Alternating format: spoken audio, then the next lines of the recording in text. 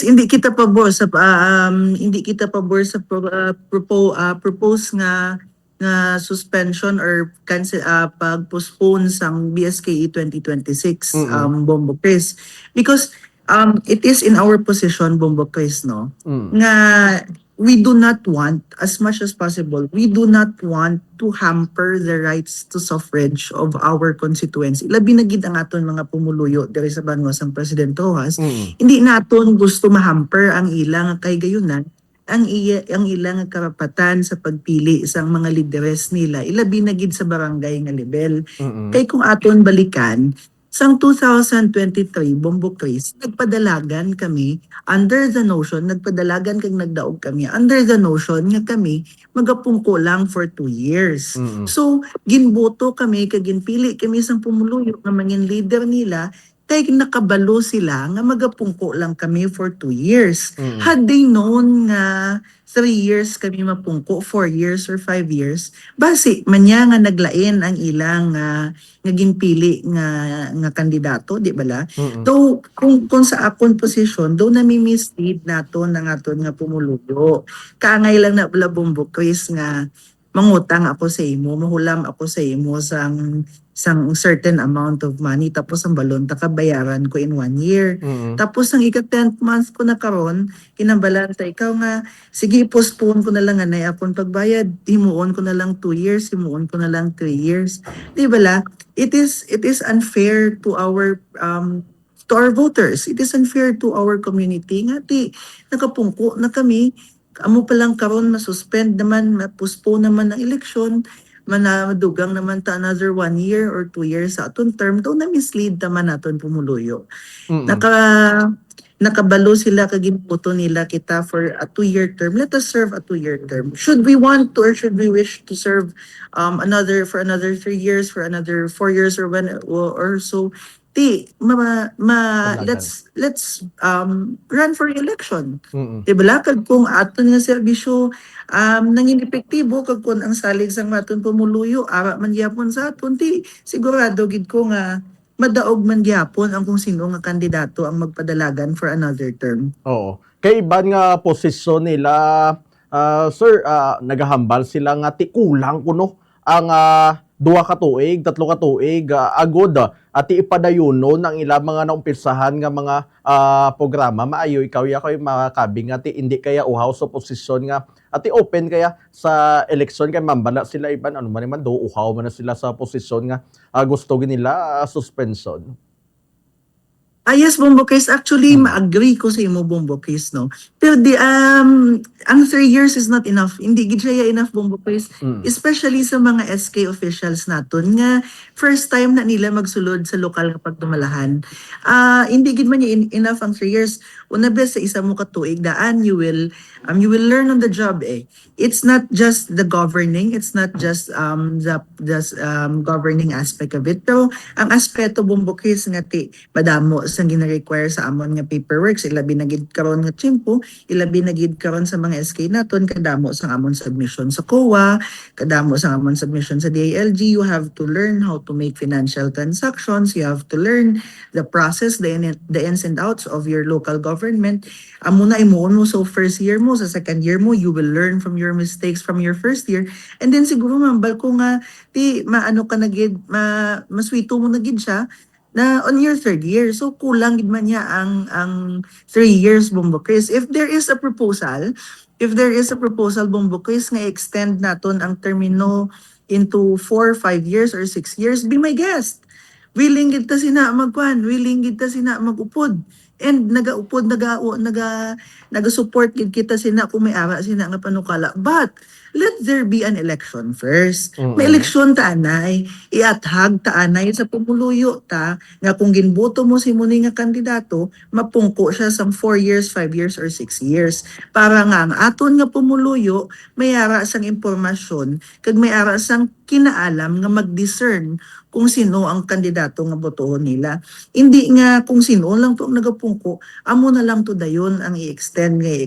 Kay do unfair, di ba?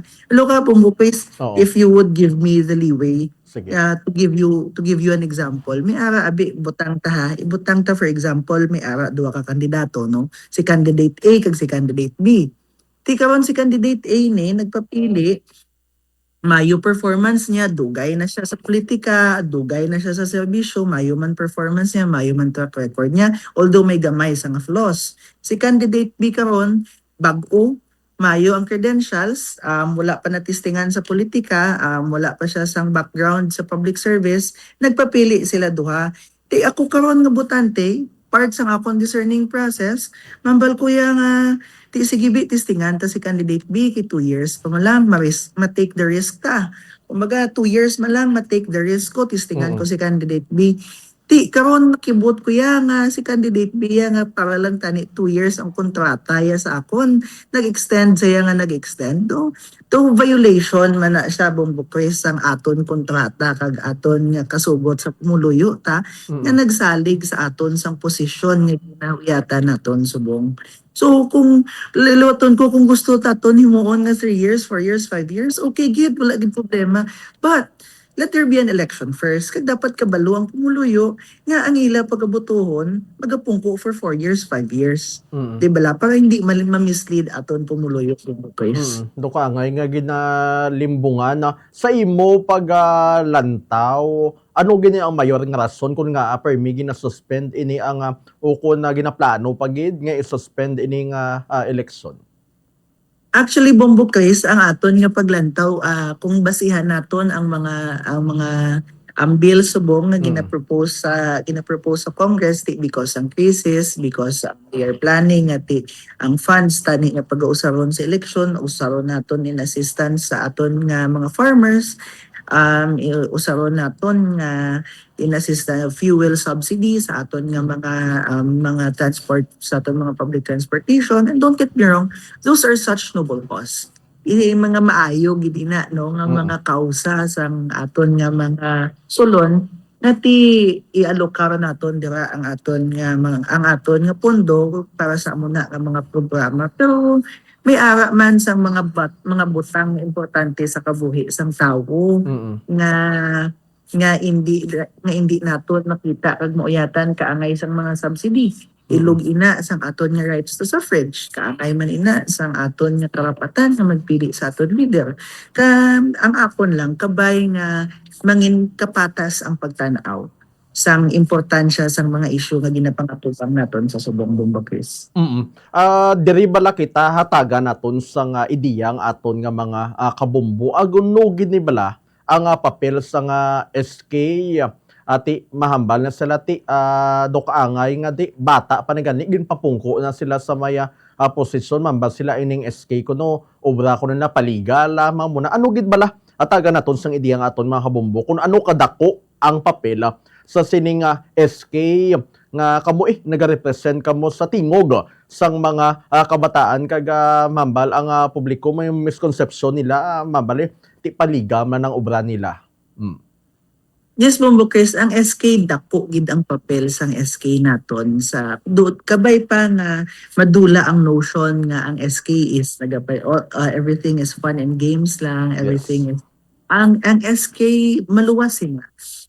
May ara pag kita sang obligasyon sang katungdanan nga i-representar ang tingog abi sang aton kabataan kag magpakilala sang mga pulisya, sang mga ordinansa, sang mga layingan nagarepresentar sang aton nga mga kabataan, sang tingog sa aton mga kabataan. Balo ka Bombo Chris bilang SK chairman, ikaw isa ka miyembro sang imo nga konseho, so nagiging ex officio kagawad ka. In my position kay SK Federation President ako, naging miyembro ako or nagiging ex officio member ka sang imo sangguniang bayan kag kaangay sang imo nga pagiging member sang imo nga barangay council o kung sang imo sangguniang bayan, nagiging member man ikaw sang BADAC, sang barangay Anti-Drug Abuse Council, sang aton nga barangay BCPC, sang Barangay Council for the Protection of Children, I think BDRRMO, nagiging miyembro kita sini. So ang aton SK chairman, ang aton nangingin tingog sa sini nga mga council, sang sini nga mga organizations within your barangay or within your municipality and ara sa amon man nga mag-perform kami sang maayo sa muni nga mga council para nga mapaabot namon sa bugos nga konseho ang kung ano ang contention kag panindugan man sa mga kabataan. Member kita sang local health board, member kita sang MADAC, Municipal Anti-Drug Abuse Council, and a lot of those bodies nga kinanglan gid ang tingog sang kabataan. Kaga diri kita iban nga mga pumuluyo luya gid ya.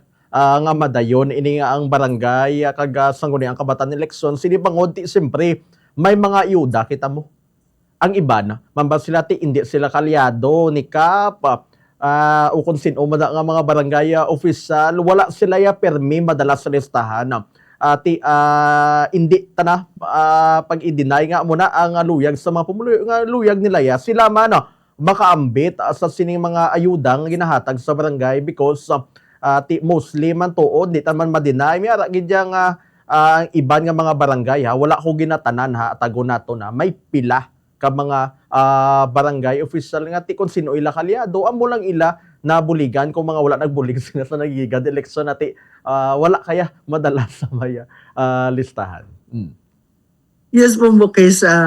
Actually, kaya kadlaw ako kay may ara man gid tuod kabay pa nga hindi makig sa akon ang aton nga mga kabaro no pero may ara man gid kung kaisa sang subong sina inapangabay man naton no ngati ang tion sang politika katapos sa pagkatapos sa eleksyon no ang tion sang apin sang kontra sang partido sang Team Juan sang Team Pedro tanan na matapos pagkatapos ang politika no ginaayo naton no nga sabay pa nga ang aton nga pagpungko ang mapuno sang pagpangalagad kag pag-intindi sa aton pumuluyo. Hindi naton di kita maglibot sa kung sino lang ang nagsuporta sa aton. Di kita maglibot sa kung sino lang ang nagboto sa aton. Ang aton nga pagserbisyo, ang pag-ilihir sa aton sa Kristo, pagbutang sa aton para mangin leader ni Juan kag ni Pedro. Hindi ni Juan lang nga nangin supporter mo pag-eleksyon. Kabay pa nga madula nga kultura. Madula ina nga kultura sa aton nga kung sino lang ya ang akon, amo man na iya ang akon nga sa pupuhon. Ang pwesto sa gobyerno hindi lang na ginhatag sa imo sang imo kapartido, sang imo mga botante. Ang pwesto sa gobyerno ginhatag ina sa imo sang bugos nga pumuluyo sa imo barangay. So, dira ta nga aspeto sa aspeto sang patas nga pagpanerbisyo apin man o kung kontra. Ati sa imo mga linyada pamaguton ta ka direkta. Ati ikaw bala bilang isa ka SK Federation President nangin patas ka bala after election? Bumbok Chris ang makasabat sina Pumuluyo. nga pamangkot ang apon nga pumuluyo. Ang apon nga pumuluyo ang mangin ultimate judge sang aton fairness, sang aton nga serbisyo, sang aton nga pagpangalagad kag pagiging patas sa aton pumuluyo Bumbok Chris no. Kay basi mayara kita sang it would be I would not be in the position to say nga naging fair ako kay tungod nga basi mayara kita sang mga ginpanghimo unknowingly human as we are may mga ginapanghimo kita nga basi hindi man niya patas para sa pananawan sang iban so iginasubmit naton ang aton kaugalingon sa pagtapos kag paghukom sang aton nga pumuluyo. Although I can say with confidence Bumbok Chris nga sa sulod sang aton pila ka tuig nga pagpangalagad halin sa pagkatapos sa eleksyon nangalagad kita nga wala sang intensyon nga magpamulitika kag nangalagad kita nga wala sang intensyon nga magpanerbisyo sang may pinilian. Ginhimo naton aton best nga mangin patas kita sa aton mga pumuluyo sa tagsa-tagsa kahagna kag tinion sang aton pagpangdumala. Given be nga hindi nga madayon ini ang eleksyon, ano mo mambas sa mga kabataan nga ti nagahanda o kung interesado man nga magpadalaga na sa masunod nga SK elections? Ang akon lang mahambal sa akon mga fellow nga mga kabataan nga interesado gid magpadalagan, gina-admire ko ang inyong courage. Hindi tanan mayara sang isog, hindi tanan mayara sang lakas ng loob Bumbok Chris nga magsabak sa serbisyo publiko. gina-admire ko nga gusto nyo magpangalagad sa inyo pumuluyo. Na pwede nyo gid pilion ang kabuhi nga wala kamo responsibilidad pero ara kamo dira kag gina-express ninyo ang intention nyo nga magpadalagan kag magserbisyo sa inyo pumuluyo. Ang akon lang, samtang wala pa sang election, samtang wala pa sang filing of certificate of candidacies, magpadalagan kita with the intention nga itibong ang aton kaugalingon kag magdaog. Hindi kita magpadalagan with the intention nga ilagbong panubuon kag siraan ang aton posible kag potensyal nga mangin kontra sa politika. Bumbukay sa gapati ako. Na may ara sang duwa ka dalan kung gusto mo magdalagan sa eleksyon. Sige. Isa ka dalan, itibong mo ang imong kaugalingon, itibong mo ang imong kandidatura kag magbakas kang magdaog. Ang isa ka dalan, magbakas-bakas ka man nga magpamulitika kag ilagbong mo ang imong kontra. Pinaagi sa pagguba sa iyang reputasyon kag pinaagi sa pagguba sa iyang pagkatawo. So duay na bumbukis no, mabakas ka madaog o kung mabakas ka nga perdihon mo imong kontra. Dili kita sa mabakas ka sa pagdaog. Kay hindi na dapat kag dapat sa aton nga henerasyon nga mga kabataan mautod ang kultura sang black propaganda. Sa aton nga kabataan na dapat mautod ang kultura sang pagsamad kag sa pagguba sa aton mga kontra sa politika because this will do us no good. Pagkatapos ng eleksyon bumbukoy malakat ta sa dalan. Kag importante sa aton na makalakat kita sa dalan nga confident kag taas sa aton ulo nga wala kita may ginhuba nga tawo para lang magdaog sa politika. No? Tani ini nga kultura mauntat na sa amon nga mga kabataan, mauntat na sa amon nga SK nga sagay pang wala pagani gahanap lang maglagan si amo ni sige na bira-bira naton sa social media, sige na chuchu naton chismis naton sa pumuluyo, sige na ta sa mga issue, sige na ta sa mga mga hindi amo nga istorya, di ta mag-amo na. Unless nagid lang tuod nga in a form of criticism siya or in a form of healthy or constructive criticism siya, di pwede. Pero inang siling nga gubon mo ang pagkatao sa katao nga gusto man magpunta sa imo. Ligawan ta na ina, untaton ta na ina sa aton henerasyon. Kaya naton bumukris, kaya gid naton magdaog sa pagpresentar lang sa aton kaugalingon nga wala halo nga pagpresenta sang kasaypanan sang aton mga kontra sa politika.